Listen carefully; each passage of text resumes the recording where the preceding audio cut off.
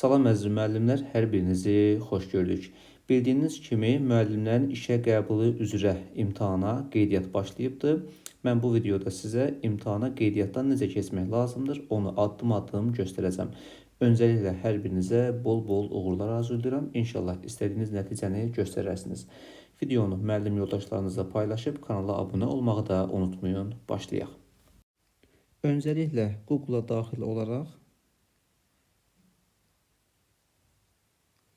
mig.edu.az saytına daxil oluruq.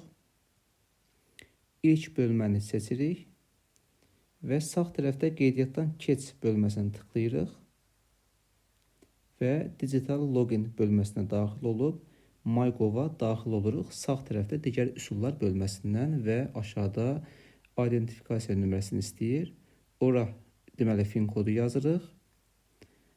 Daha sonra MyGov-da istifadə etdiyimiz şifrəni daxil edirik.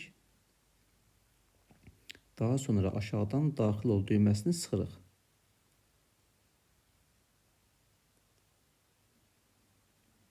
Və bizi elektron ərizə bölməsinə göndərir. Az öncə girmişdim deyə məndə belə açıldı. Ərizəni tamamlayın.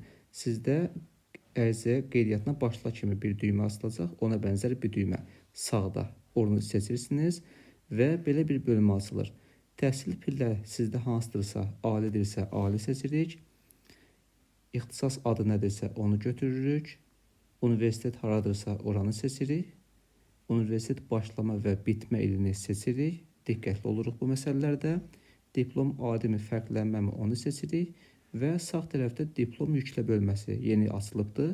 Diplomumuzu yüklüyürük, təbii şəklini çəkmə şərti ilə. Və yükləyəndən sonra təhsilin sənədin nömrəsi olur.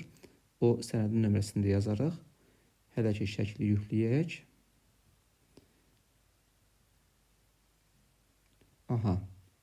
Diplom şəklini yükləyəndən sonra ki şəklini çəkmişdik. Diplomun seriya nömrəsini yuxarı boşluğa daxil edirik. Daha sonra aşağıda növbəti düyməsini sıxırıq və belə bir bölmə açılır. H1, H2 məktəbində işləmirsinizsə çalışmıram qeydini sıxırsınız. Daha sonra əlillik yoxdursa ora xeyir yazırıq və pedaqoji staj seçirik, aşağıda görəcəksiniz. Və bir də elmi dərəcə təltif filan yoxdursa hər birinə yoxdur düyməsini sıxırıq və aşağıda növbəti düyməsini basacağıq. Dərslik müəllifliyi yoxdursa onu da orada yox kimi qeyd edərsiniz. Daha sonra son olaraq belə bir bölmə açılır. Bütün məlumatları bir daha yoxlayın. Əgər yanlışlıq varsa geri qayıda bilirsiniz. Bütün məlumatları təsdiqlidirsə, yəni hər şey qaydasındadırsa, təsdiqləyin və bitirin düyməsini sıxırıq. Və belə bir bölmə açılacaq sizin üçün. Deməli, təsdiqlədik və artıq baxıldıqdan sonra sizin şəxsi kabinetə məlumat gələcək.